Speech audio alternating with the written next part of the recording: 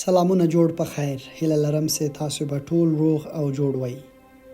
څنګه نوښت وکړو؟ دا کتاب بریان ټریسي لیکلی او حمیده امین ژباړلی.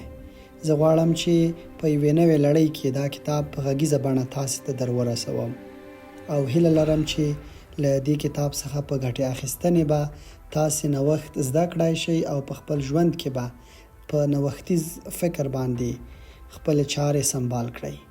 دا کتاب هوبهو غواړم تاسې ته در ورسوم.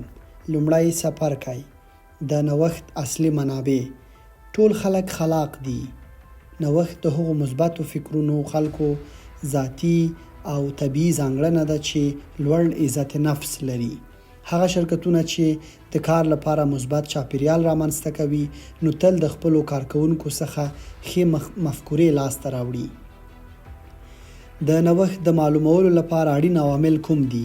دلته دریو اړینو مواردو ته اشاره کوو. لومړی عامل تیرې تجربې دي. هغه څه چې پر تاسو په تیر وخت کې تیر شوي چې په اوس حال کې ستاسو د نوښت په کچه ډیر اغیز لري.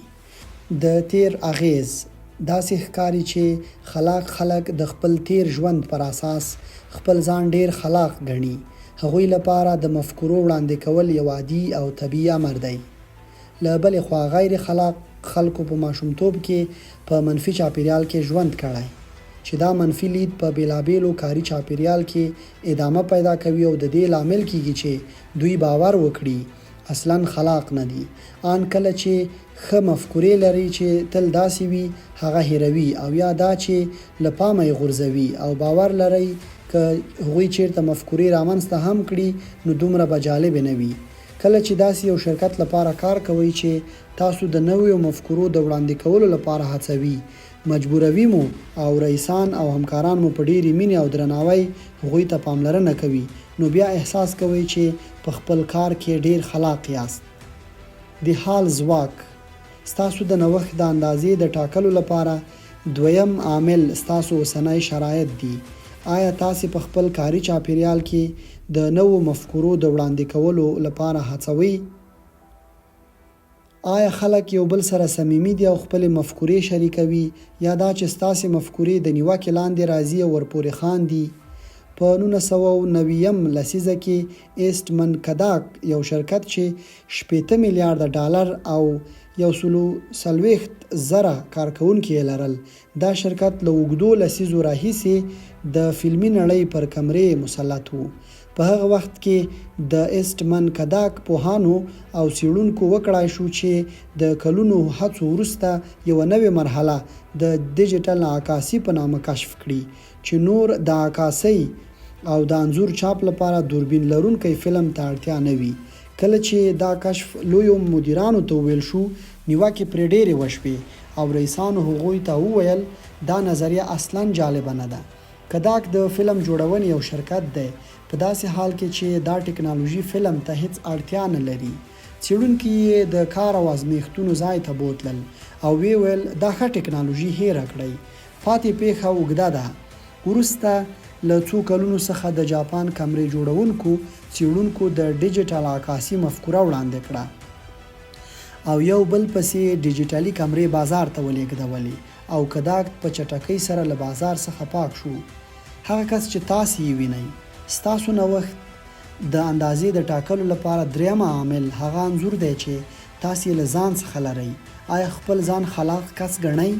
آیا ستاسو په نظر تاسې ډیر نوښت لرئ؟ پرله پسې څېړنې ښیي په 95% خلک د کار وړتیا له لور سره نوښت سره لري. په هارورډ پوهنتون کې چې کومه څېړنه د هارورډ ګارډنر لخوا ترسره شوې دا ښیي چې د تفکر لپاره پرله پسې طریقې شته او هر کس څه ناڅه په یو ځای کې نابغه دی.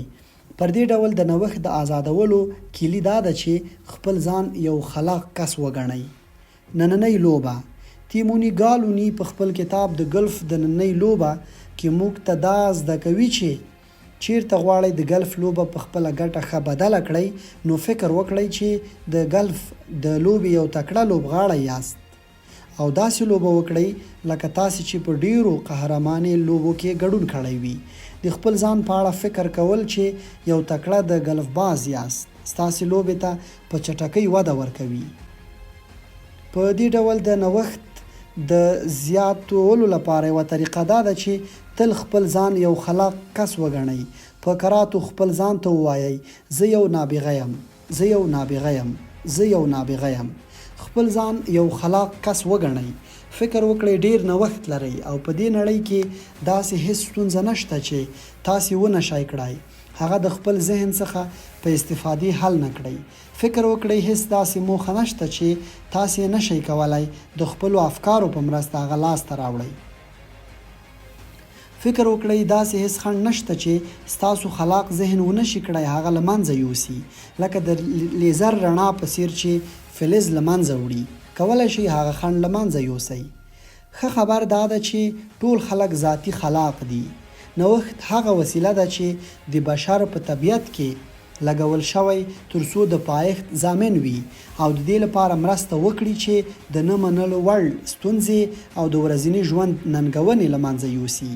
یوازې توپیر په دې کې دی چې ځینې خلک له خپل ذاتي نوښت څخه ډیر کار اخلي په داسې حال کې چې نور له هغه څخه لږه ګټه اخلي. عملی تمرینونه: اول په اوسني حال کې د خپل ژوند لویه موخه معلومه کړئ. دا موخه څه ده او د کوم بیړني کار په ترسره کولو سره کولی شئ تاسې یو ګام خپلې موخې ته نږدې کړئ. دویم، هغه لویې ستونزې معلومې کړئ چې ستاسو او ستاسو د اړینو موخو ترمنځ دي.